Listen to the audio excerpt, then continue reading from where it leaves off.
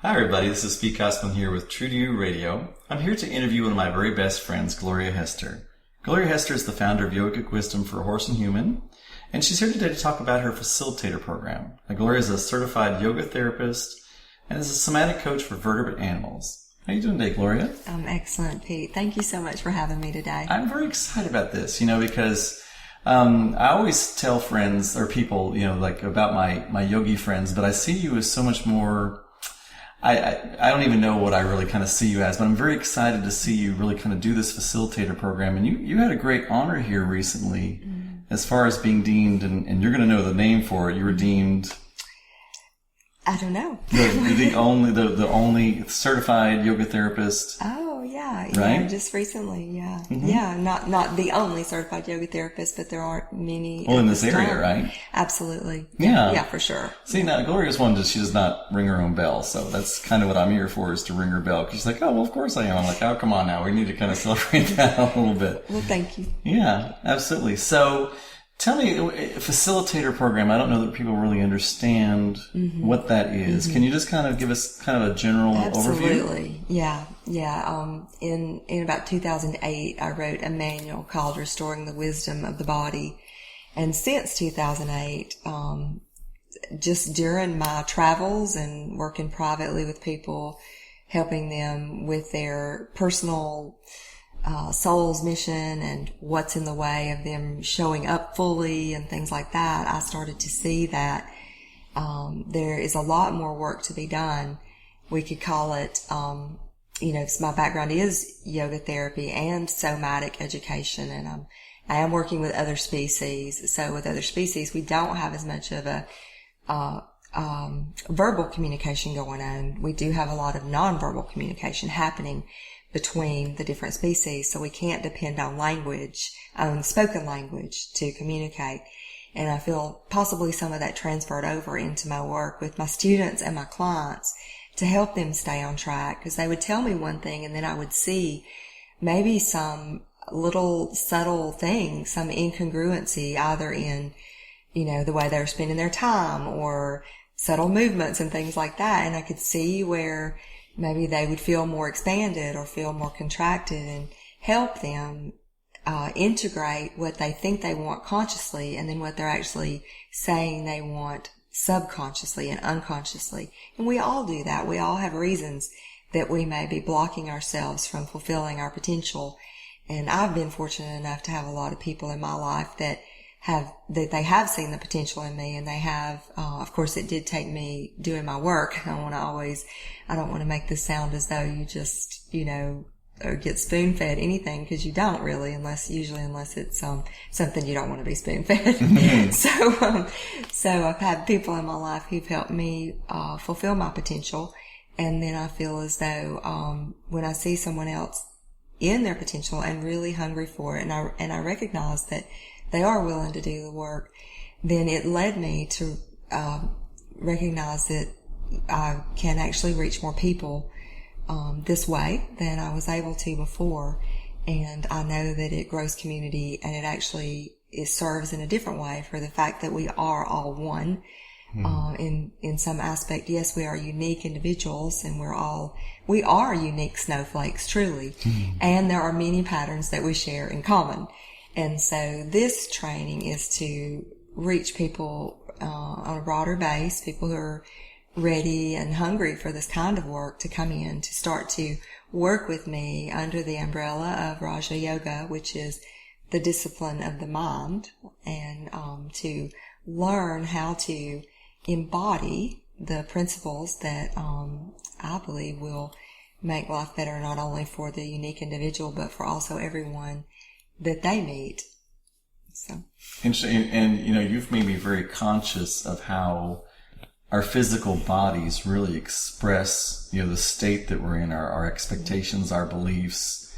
Really, even we may say with our mouth, this is what I'm really going for, but our body really shows what we're actually heading toward. And you've really shown me that, how you have this particular eye that is able to see the subtle changes of one muscle being held in a certain way or something like that. I mean, I've seen you do it both with your eyes, and I've seen you do it with your hand, like on a horse or a dog, be able to see how it's holding space. And I think that's so amazing how, really, we are just kind of like one mind, body, spirit, and how it all kind of expresses in the same way. And you're able to see that. So that's why I really love to show about you. There's a lot of people that talk about mindful thinking, and I'm a life coach, and I'm a this or that, but you have just like this, not only innate knowledge, but you have like the wisdom to really see not only what's happening, but how in a very subtle way to move it and change it. I mean, do you see it in that, like, if you change the way you hold your body, it changes your mindset? Like it's almost a two-way street? It is, absolutely. In my world, I would call it a feedback loop in my field. So the brain, if we have a thought, then that thought affects the way we hold our bodies, and that's happening. You may even recognize that you have the thought consciously, but the unconscious patterning that's occurring in the body, whatever holding pattern we take on in our musculature, that is actually your body then is feeding back to your brain that is in fact true, when it is only a thought and it's only a belief. So I always like to use the analogy that there have been plenty of beliefs that humans have held dear to their hearts historically that weren't true. So one is the example that was a commonly held belief that the earth was flat. And in fact, people were so attached to that belief that they killed one another over it.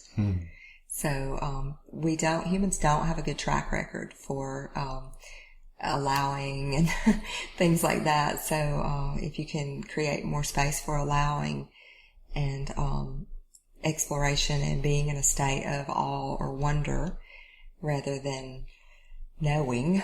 And, there is definitely a place for knowing, and there's also a place for exploring and sensing and allowing your sensory system to feed back so that you can develop a better motor plan and release some of those unconscious patterns that have been habituated in your nervous system. Do you think that this generation that we're at right now is really being called to move the energies that have really been held in state by past generations? And the reason I asked that is we were at a particular establishment, and it had a photo from the 50s, and you turned to me and you said, look at how those people are holding themselves. And people don't hold themselves like that nowadays. I mean, it's almost like I think this generation has been called to be the beginning of sort of like the spout of release for things that maybe weren't even really ours, that are or past generational. Does that make sense? It does. I mean, I don't really know what this generation, to be honest, I have no idea what this generation is about, where humanity's headed at this point. I know that, all we can do is our inner work. And when we start to try to do our outer work, it's, usually not, unless we're put in the role to do that, it's, as long as we're doing our inner work, we learn by example. And so, that's all I know really is, helping one another connect to each other from the heart rather than from the head. So that definitely is a place. But, I've seen that not everyone does want to connect from the heart. They're just not wired that way yet. So, yeah. Now, and back to the training. So, I think that there's probably possibly a misconception where people are thinking they have to be at a certain yogic wisdom state or whatever, a certain level. I mean, but I think that you and I have personally witnessed people with a lot of knowledge, but not a lot of wisdom. I think that can be kind of dangerous. But I guess really what I'd like for you to address is, who is your perfect client for this? Okay. What level do they have to be at? What are their goals or aspirations or intentions need to be for this training? Yeah. I think historically people that I have really enjoyed working with and that have enjoyed working with me over the years, the one thing they all have in common is that they're seekers. They've always been spiritual seekers. Maybe they've studied yoga for years, or they've studied philosophy for years, or some form spirituality even, or psycho spirituality, something like A Course in Miracles or other programs similar to that, they just really have a heart to be conscious and to do their inner work and to make a difference in the world. That's another thing they have in common, is that they really want to help animals, they want to further their knowledge base to work with animals or to work with people, or just to be more of an asset to their community. And even maybe even in their career, a lot of people take it into their careers. And then of course I've had people say, oh my gosh, my children relate to me completely differently now that I'm doing this work. Because clearly I'm showing up different with my children, and all the while I thought it was my child, but it turns out it was me. And I think that's the great power and possibility of this training, is how it can express itself really in all ways in your life. Because what is that you always love to tell me is how you do one thing, how you do all things. You know, I mean, you've taught me so much, Miss Gloria, and that's Thank you, Pete. Why I'm so proud to see you really kind of getting your word out there and getting this out there. So physically, how does this training happen? Is it all in person? Is it all online? This program for 2017 is in person, and so we'll start at the end of January. In fact, January 27th.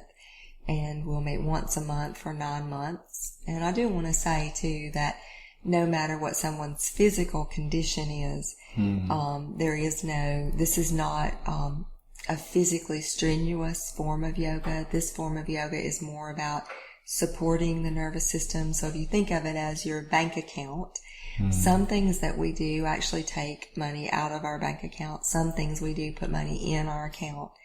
And so if you think of your energy reserves as though it is an account, just like your fiscal account, these are teachings that will put reserves in your energy reservoir.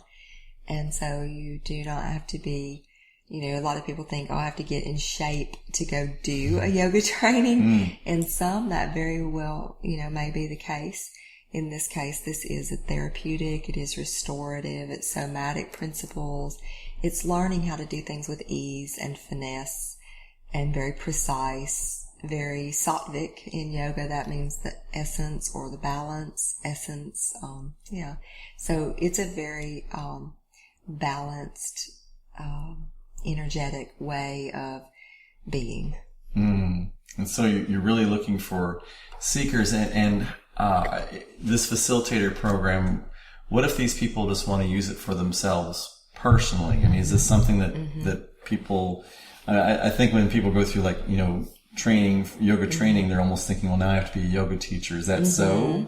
Absolutely not. It's really for anyone who wants to deepen their own practice. And then if they want to work with this knowledge base to share with others, then they certainly can do that. And I would say, too, it feels like a lot of people that work with me, they actually take it into their professional careers and they're using it to make a difference in their, their lives. So maybe they're not a yoga teacher, if you will, but they're not an asana teacher, but they are embodying the principles. And it sounds like I think I've heard you say that a lot of the people that are interested are doing it because maybe they have a horse or they have a dog or they have a vertebrate animal that they want to be able to personally work with on a day-to-day basis, and so I guess that you're going to be able to teach people how to, and what are the commonalities among the vertebrate animals? What is it that we have in common? Yeah, thank you for bringing that up. We definitely will be taking field trips to the barn. Sounds fun. Yes. We have a wonderful barn here where we'll go and work with some off-the-track thoroughbreds. And again, you don't have to be a horse person or have horse experience to come and be part of this program. It's always done according to your comfort level. So if you don't want to be close to a horse, it's not necessary. Or if the horse shows feedback wise that they're not comfortable with the work, then that's always honored as well. So it's only if the horse or the canine is receptive to the work. It's a nature. It's one of the defining things about this work. And so, I think I answered part of your question, but not all of it. I'm sure we'll go. So, what do people need to do to prepare for this class? Do they need particular materials, or is there any kind of training they should take beforehand? Or that's a good question. People come in at all levels. Some people who come to study with me have been studying yoga for 30 years, and then and teaching, and other people come that don't have any prior yogic experience or somatic experience, but they just feel like it's something that they're fit for, and I feel like they're fit for it. So that is one thing, is they will need to have an interview process with me. And in fact, you can go to gloriahester.com, and you can go to the facilitator training page, and you can schedule a call there to talk with me about some of the things that let us know if you are a fit or you're not a fit. But yeah, I'd say a lot of people come in to learn how to navigate and connect with their dreams, things that have been important to them since they were really young, and they're just not taking the steps that they want to take to move toward that. Or they're in a career where they know if they have to do it one more minute, they're just going to die. And so that's one thing that I would like to share. Not everyone knows this, and I think it might benefit the listeners to recognize this.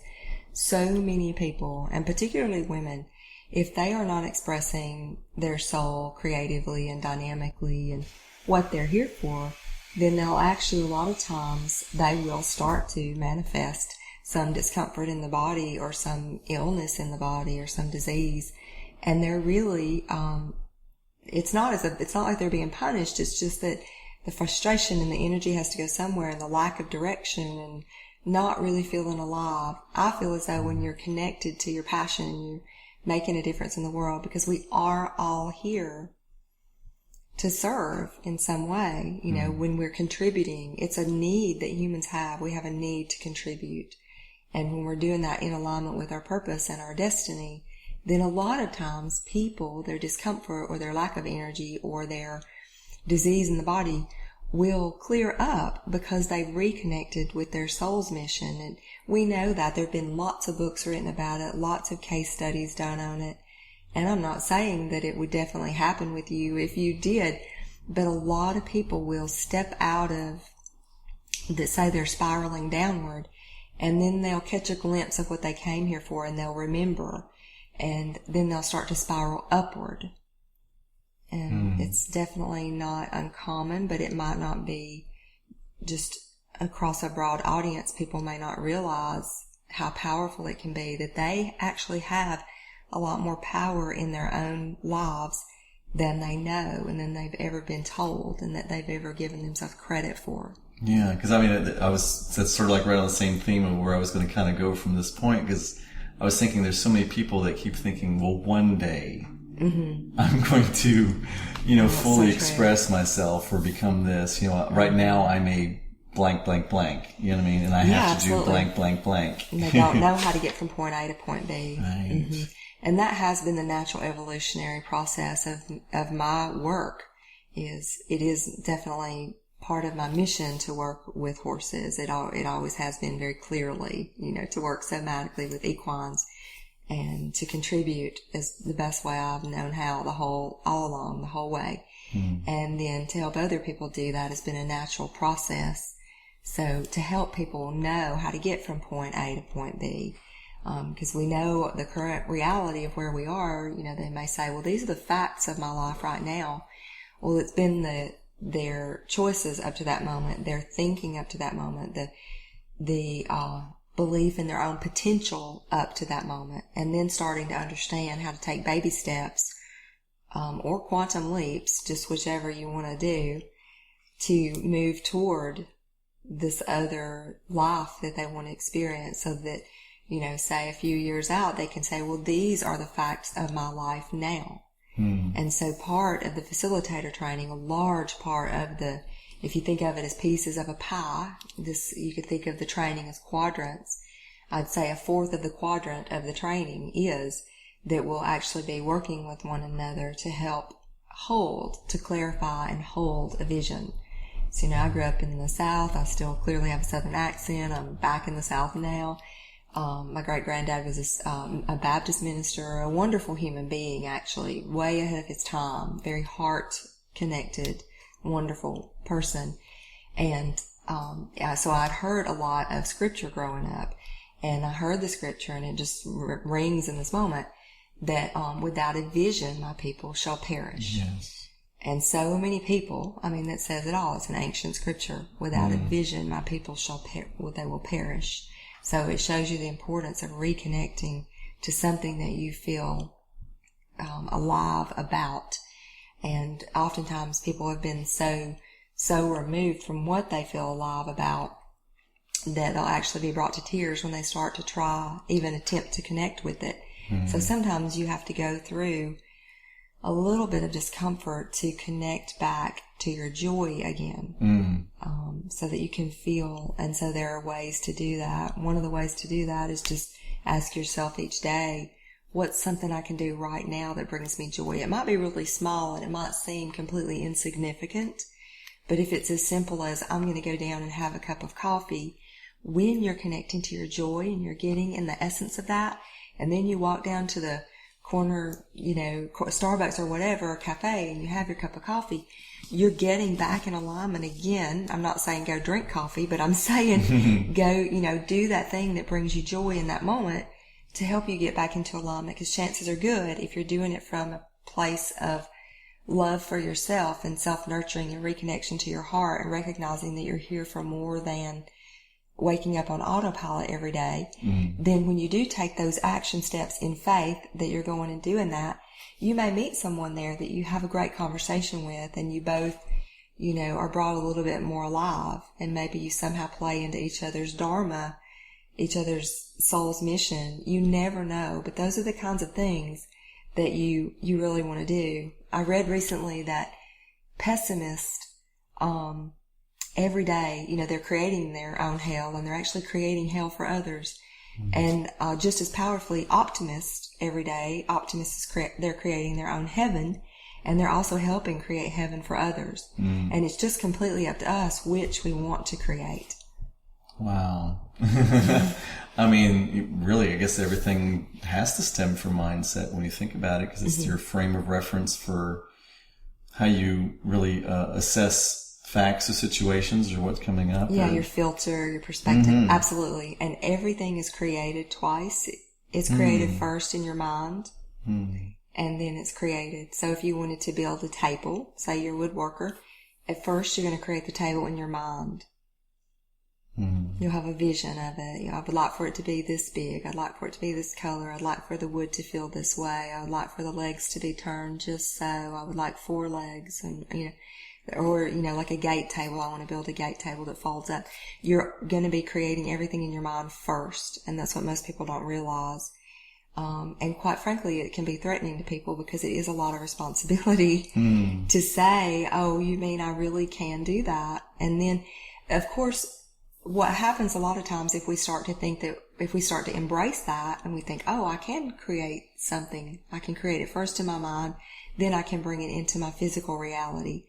And what happens is people get very frustrated and they get very downtrodden, because they don't realize, that there can be a gap there sometimes where there's either a learning curve or there's some part they're missing. So we're working at this point with levels of awareness.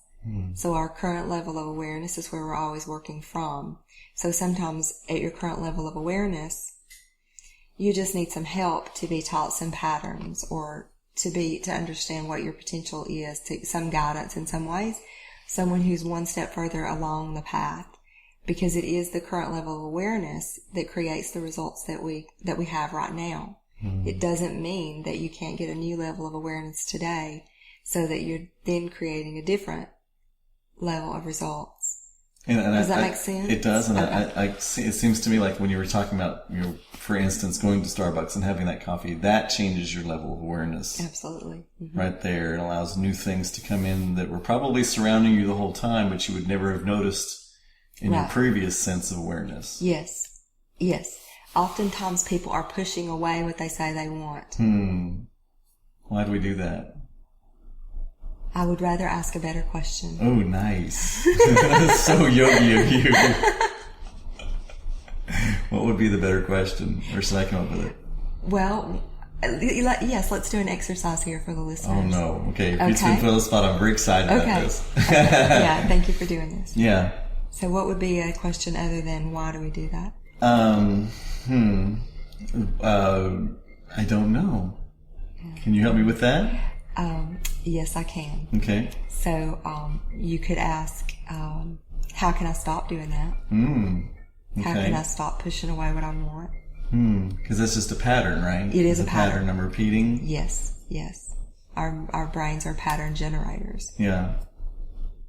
And our results show us our pattern of thinking. Right. Yeah. Right. It's a pattern. That's right. It's just a pattern. Yeah. So you could ask, how could I stop doing that? That's one level. It's not a whole lot more, but it's a step forward, right? Right.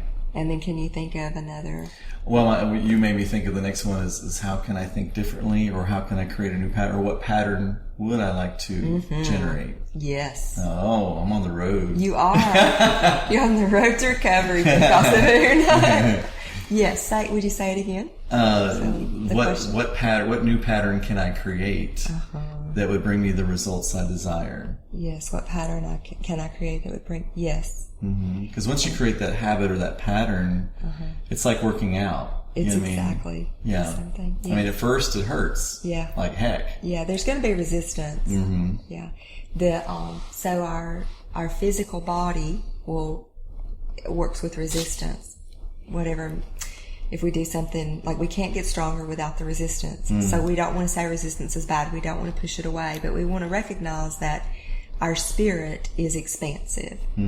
And when our spirit starts to feel expansive, then sometimes we'll become afraid, and we will contract, and we will go into resistance. The human part of us is the part, it's not the spirit that's going into resistance. It's the human part of us that becomes afraid. It says, no, I better hold on tightly to what I have. But, there's this funny story about monkeys, the way they catch, I don't know if they still do this, but they used to do this to catch monkeys in the jungle.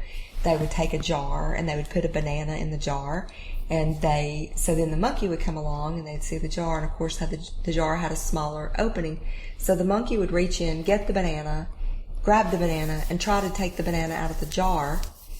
But the banana wouldn't come out of the opening because it was, broader. So it was a smaller opening than the monkey is, but he won't let go of the banana. So the people can just come along and grab the monkey up because he's too busy holding this big jar, holding the banana. He won't let go of the banana. So they've caught the monkey. And so it's just this thing of he had his freedom. There were other things to be had, but he could not. He's like, no, I'm going to get this banana. He's so focused on this one thing. And it was a trap. It's a trap. Yeah. So we want to be willing to let go. Yeah. And it's so, it's around, nature abhors a vacuum. It means that it would fill up with something. So if there's something in your life that isn't working for you, one step is to let go. It doesn't mean you have to wreak havoc and all those kinds of things. You don't have to just throw everything into chaos. But you can do it in a gentler, higher way, which is to say, you're noticing how uncomfortable this is. Right? If you take it back to the monkeys, I'm going to go to my higher mind for a minute. I think I'm really uncomfortable right now. People are coming to capture me. I better let go of the banana, right? Right. And then you go and find something else. But, to go back to to be very clear about this, the whole idea is to ask yourself, okay, I'm not enjoying what I'm experiencing right now. What would I enjoy? What would I enjoy? So then you're going toward that. And then you can just say, okay, well, how could I experience at least part of that right now? What is one little thing I could do? Some people say, well, I'd like to go on a 21-day vacation, and they don't, in their current reality, they don't really know how they could do that. But they've recognized they've caught on to a glimmer of something that brings them joy. And then a lot of times the subconscious will come up with things just from cultural conditioning that'll say, who do you think you are? Or just really low vibrational things like that. Really, they really are. It's very judgmental, very critical, you can't one-up me. I've worked my whole life. There's a lot of that in the culture. So just recognize that that's natural, that you may have those thoughts about who do you think you are? That's selfish of you. People are starving in Africa and you're going to take a 21-day cruise, for example. So, people deal with that. I don't deal with that, but some people do. So I just want to address what someone might be, someone who's listening to, so that you can be more free. Is when that comes up, just recognize it's a natural part of it. You can even ask, who does this belong to? Just sit, close your eyes, take a breath, take several deep breaths, and let it go. And you can let it return to sender with love.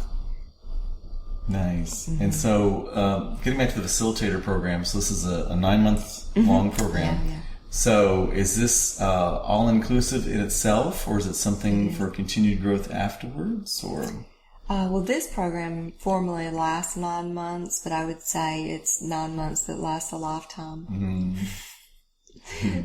Nicely yogically said. Is that a new term, yogically? Yogically, maybe. Yogically, okay. Yeah, which we kind of, thank you, yeah. And so how can people now, and I think you had touched on it before, but it's not like if you show up with the cash, you're in. I mean, this is a very intentional program of certain people. Yes, and I think a way to help people, maybe understand the necessity of this for a program like this, there are many reasons. So I like to work with people who like to work with me the way I like to work.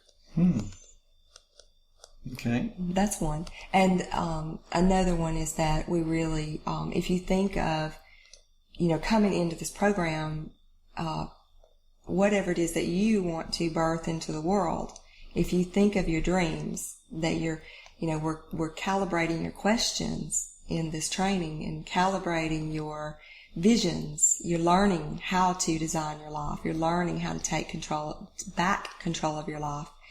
And when you're doing that, you can think of your vision as a newborn baby. And I don't think you would want to hand your newborn baby off to just anyone.